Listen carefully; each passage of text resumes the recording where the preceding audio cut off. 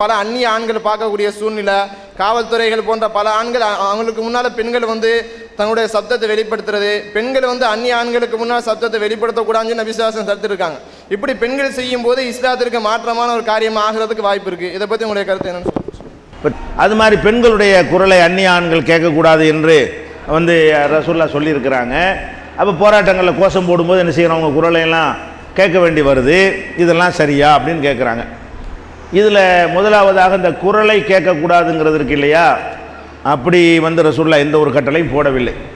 பெண்களுடைய குரலை ஆண்கள் கேட்கக்கூடாது என்று ரசூலுல்லாஹ் சொல்லியிருக்காங்கன்னு அவங்க சொன்னாங்க. அப்படி ரசூல் ஸல்லல்லாஹு அலைஹி வஸல்லம் ஒரு சந்தர்ப்பத்திலையும் சொன்னதே கிடையாது. இன்னும் சொல்ல போனால் அவங்கள்ட்ட நிறைய பெண்கள் கேள்வி கேட்டிருக்கிறாங்க. ரசூல் ஸல்லல்லாஹு அலைஹி வஸல்லம் அவங்கள்ட்ட எந்த அளவு கேட்டிருக்கிறாங்கன்னு கேட்டால், ஒரு பெருநாள் தொழுகையில் ரசூலுல்லாஹ் பயான் பண்ணுறாங்க. கூட்டம் அதிகமாக இருந்ததுனால மைக்கில் அப்போ கிடையாதுல, பெண்கள் பின்னாடி தான் இருப்பாங்க. பின்னாடி உள்ள பெண்களுக்கு இந்த குரல் போய் எட்டலை.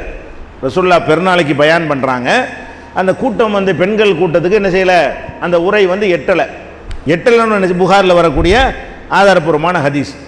எட்டலைன்னு உரை நிகழ்த்திட்டு இறங்கி பிலாலை கூட்டிக்கிட்டு பெண்கள் இருக்கிற பகுதி வரைக்கும் கிட்ட போகிறாங்க. போய் அங்கே ஒரு பயான் பண்ணுறாங்க. அவங்க இதை கேட்காத காரணத்தினால அவங்களுக்கு என்ன செய்கிறாங்க, தான தர்மம் செய்கிறத பற்றி பெண்கள் என்ன செய்யறீங்க, கணவனுக்கு கட்டுப்பட்டு நடக்கணும், இந்த மாதிரிலாம் வச்சு என்ன செய்கிறாங்க, பயான் பண்ணுறாங்க. அப்போ அதில் என்ன செய்கிறாங்கன்னு கேட்டால் அவங்க சொல்கிறாங்க, ரசூல் ஸல்லல்லாஹு அலைஹி வஸல்லம் சொல்கிறாங்க, நரகத்தில் பெண்களை தான் நான் அதிகமாக பார்த்தேன் அப்படின்லாம் கூட அந்த உரையில் சொல்லுவாங்க.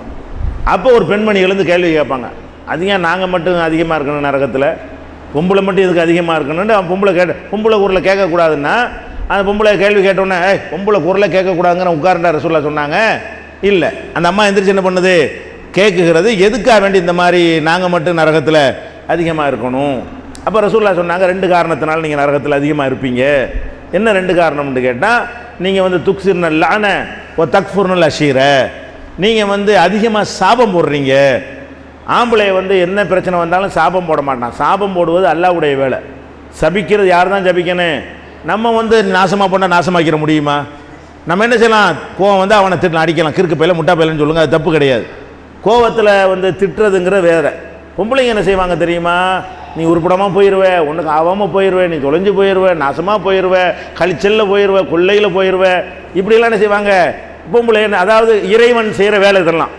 நீங்கள் கழிச்சலில் போயிடும்னா கழிஞ்சு போயிடுவாங்களா அவங்க? மடப்பையில் முட்டாப்பையிலும் திட்ட வேண்டியது தானே. பொம்பளை என்ன செய்கிறாங்க, வெத்த பிள்ளையாக இருந்தால் கூட சாபம் போட்டுறாங்க. தாலி அறுப்பார், தாலி இஸ்லாத்தில் இல்லை, தாலி அறுப்பான்லாம் சொல்கிறாங்க. தாலி அறுப்பான்னு என்ன அர்த்தம், பெத்த மகளை பார்த்து உன் புருஷன் ஜாவட்டும்னு அர்த்தம் அவங்க பாஷையில். அதை தான் தாலி அறுக்க முடியும். தாலி அறுக்கிறதுன்னா பொம்பளையை பார்த்து தாலி அறுப்பான்னா என்ன அர்த்தம், உன் புருஷன் செத்து போகட்டுன்னு அர்த்தம். அப்படிலாம் ஒரு தாய் மகளை பார்த்தெல்லாம் சொல்கிறான். அப்போ இதெல்லாம் நீங்கள் ஜாஸ்தியாக பண்ணுறீங்க. ஆம்பளை என்ன ஒரு பிரச்சனை வந்தாலும் நீ உருப்படாமல் போயிடுவோம், பொண்டாட்டி உருப்படாமல் போயிடுவோம், அம்மா அப்படி சொல்லி பார்த்துருக்குறோமா? ஆம்பளை இப்படி சொல்லவே மாட்டாங்க. என்ன செய்வான், அடிப்பான், இல்லாட்டி நேருக்குன்னு அவனை திட்டுவான், தொலைச்சி போடும், ஒன்று விட முடியாது, ஒழுங்கா ஜாக்கிரதை, செருப்பு கட்டி அடிப்பான்லாம் சொல்லுவான். இது சாபம் இல்லை, இவன் என்ன செய்ய நினைக்கிறானோ அதை சொல்கிறானே தவிர நீ எதிர்காலத்தை சம்மந்தப்படுத்தி சொல்கிறது சாபம். நாளைக்கு இப்படி ஆயிடுவான்னு சொல்ல நீங்கள் யாருங்கிறேன், நீ நாசமாக போயிடுவேன்னா நீ நல்லாவா? நாசமாக போன்றவுடனே நாசமாக போகிறதுக்காக வேண்டி. அப்போ நீங்கள் அல்லாஹ்வுடைய வேலையை கையில் எடுக்கிறதுனால இதை மாற்றணும். நீங்கள் பெண்கள் சபிக்கக்கூடாது அப்படின்னு சொல்கிறாங்க. ஒன்று. ரெண்டாவது கணவனுக்கு நீங்கள் நன்றி கெட்டு நடக்கிறீங்க. கஷ்டப்பட்டு நீங்கள் வீட்டில் நிழலில் உட்காந்து சிரமம் இல்லாமல் இருக்கக்கூடிய ஒரு நேரத்தில் அவன் போய் வெளியே போய் கஷ்டப்பட்டு சம்பாரிச்சிட்டு வந்தான்னு சொன்னால், காலமெல்லாம் எவ்வளவோ தந்துட்டு ஒரு நேரத்தில் ஏதாவது தர முடியலைன்னு சொன்னால், ஆமாம் பெரிய தந்துட்டியே அப்படின்னு சொல்கிறோமா இல்லையா? அது மாதிரி ஒரு நாள் தரலன்னு என்ன செய்யணும், அதுதான் தெரியுமே தவிர 10 வருஷமாக தந்தானேன்னு தெரியாது. ஒரு வருஷம் பிறநாளைக்கு ஒழுங்காக விரும்பினமாக ட்ரெஸ் எடுக்கலைன்னா, ஆமாம் உங்களுக்கு வாழ்க்கைப்பட்டு என்னத்தை நாங்கள் கண்டுட்டோம் அப்படின்னு சொல்லக்கூடிய பெண்கள் நீங்கள் நிறைய பேர் இருக்கிறீங்க. இது இயற்கையாக இருக்கிறது. இது நரகத்தில் கொண்டு சேர்த்துருது. ஏன் இப்படி நன்றி கெட்டுருக்கிறீங்க? இவ்வளோ இருக்கும்போது தரத்தான செஞ்சான், அவனுடைய வசதி தந்தவாறு தருவான், நல்லா இருந்தால் வேறு யார் கொடுக்க போகிறான், நகை நட்டுலாம் வாங்கி பூட்டவெல்லாம் இல்லையா? அப்போ அவன் செய்வது இருக்கும்போது தர்றான், இல்லை அது அப்படின்னு நினச்சிக்கிறணும். இதை ரசூலுல்லாஹ் சொல்கிறான். எதுக்கு இதை நான் சொல்ல வரேன்னு கேட்டால், பெண்கள் குரலை கேட்கக்கூடாதுன்னா எவ்வளவு குரல்கள் கேட்டிருக்காங்க ரசூலுல்லாஹ்ட்ட. அந்த குளிக்கிறது கடமையானதை பற்றி, மாதவிடாய் வந்தால் எப்படி செய்யணுங்கிற பற்றி எல்லாம் கூட ரசூலுல்லாஹ்ட்ட பெண்கள் கேட்டிருக்கிறாங்க. அப்போ கூட பிற ஆண்கள் கூட இருந்திருக்கிறாங்க. அவள் பெண்களுடைய குரலை கேட்கக்கூடாதுன்ற எந்த ஒரு மார்க்கத்தில் என்ன இல்லை, ஒரு சட்டமே கிடையவே கிடையாது. குரானில் கூட எல்லாம் என்ன செய்கிறான்னு கேட்டால், வலா தஹ்லஅன பில் கவுல், குலைந்து பேசாதீர்கள். பெண்கள்கிட்ட சொல்லும்போது பேசாதீர்கள் நல்லா சொல்லலை, ஒரு மாதிரியாக கொஞ்சிற மாதிரி பேசுறதுக்குல அதுதான் அந்நிய ஆண்கள்கிட்ட பேசக்கூடாது. சும்மா சாதாரணமாக மிளவா எவ்வளோன்னு கேட்கலாம், அது ஒரு மூக்கில் வச்சு ஒரு மாதிரியா ராகம் போட்டு அப்படி அந்த மாதிரி அதை கொஞ்சம் மாதிரி அதுதான் தப்பு மார்க்கத்தில். வழங்குதா? புளி எவ்வளோ, வெங்காயம் எவ்வளோ, மிளகா எவ்வளோ, 2 கிலோ போடு, 2 கிலோ போடுங்க, நமக்கு வராதெல்லாம் அது பொம்பளையில் விட்டால் தான் வரும். அந்த மாதிரிலாம் பேசக்கூடாது. உங்களுக்கே உள்ள அந்த ஸ்டைல்லாம் எங்கே வச்சுக்கிறேன்னு, அது வீட்டுக்குள்ளே கணவனோட வச்சுக்கிறனே தவிர வெளியில் உள்ள ஆள்கிட்ட பேசும்போது குலைந்து பேசாதீங்க. கோஷம் போடுறது குலைந்து பேசுகிறதா? ஒளிகன்னு சொன்னால் குலைந்து பேசுகிறதா? கொடுத்து விடுன்னா இதெல்லாம் என்னது? ஆக்ரோஷமாக உள்ளது. ஆக்ரோஷமாக உள்ள பேச்சுக்களும் குலைந்து பேசுறதுக்கு வித்தியாசம் இருக்கிறது.